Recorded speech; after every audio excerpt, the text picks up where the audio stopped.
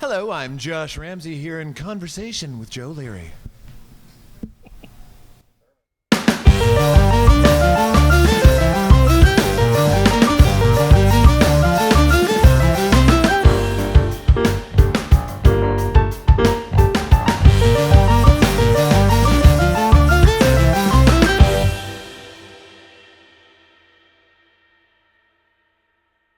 There is no cause for alarm, Marianas Trench fans. Josh is just kind of dabbling in a little side project right now. We should be friends from Adventures in Public School. So tell us the nature of this project.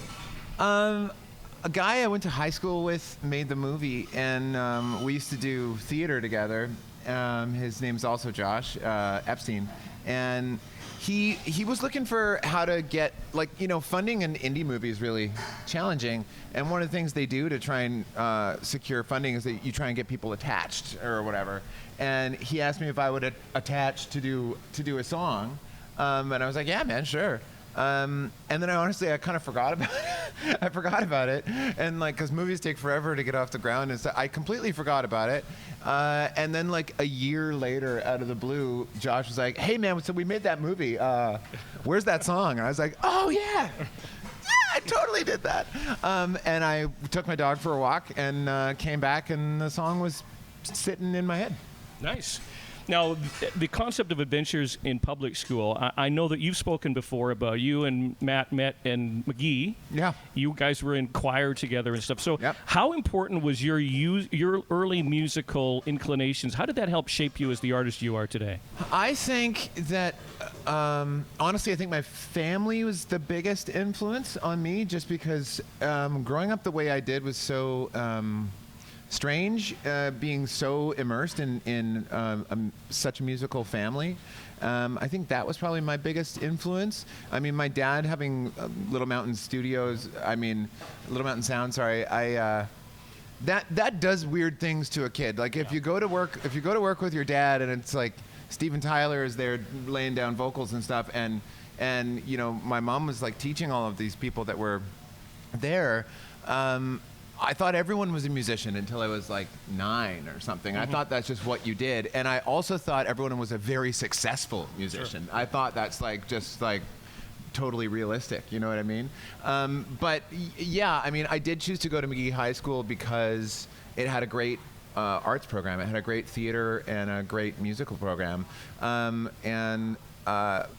I already knew that's what I wanted to do. But yeah, it was still very valuable during my formative years. As far as I know, there is no rock star school, but where did you get the swagger that you possess in live concert? Where did that come from? I don't know about that. I think this is going to sound ridiculous. There's a couple things. One, acting. You can't. No one walks around like that in real life, and if they are, they're a dick.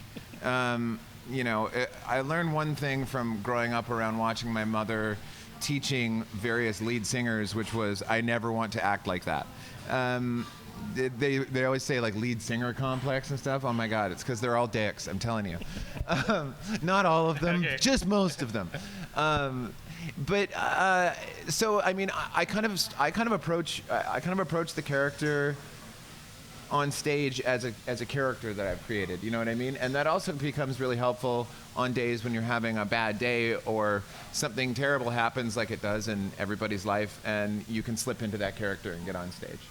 Also, not everybody can decide to pursue a career path and follow that path and be successful at it. And I'm sure there's a lot of failed bands out there, a lot of failed artists out there that gave it a good shot, but for whatever reason it just didn't click.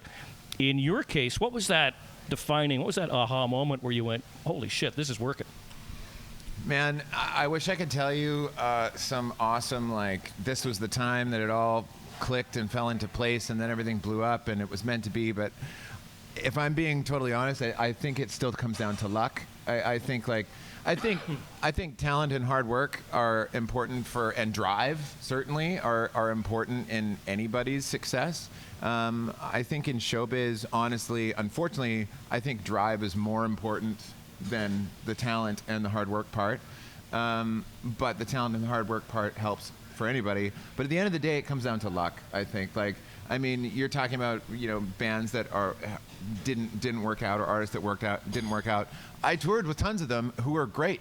You know what I mean? It doesn't mean you're successful or not successful. I've toured with tons of bands that never made it who I was a huge fan of, that I thought were awesome, You seem to be chameleon-like. It seems like virtually every time I see you, the hair is either long, blonde, and flowing, or it's purple. Today it's dark. Like, do you purposely just try and just for your own sanity's sake, just try and mix it up?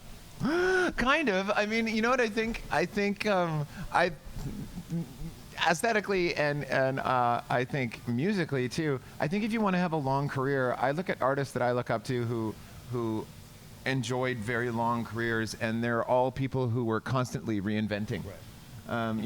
You can't just do the same thing. I'm really talking more musically at this point, but you can't just do the same thing over and over again and expect people to keep coming, unless it's AC/DC, because they got it right the first time. Right. Other than that, anyone with that long of a career, think of the different versions of Madonna, for example, or something like that. Like, every record, it's a new thing. Or Bowie. Oh my God. One final question. The first time I interviewed you was June of 2006.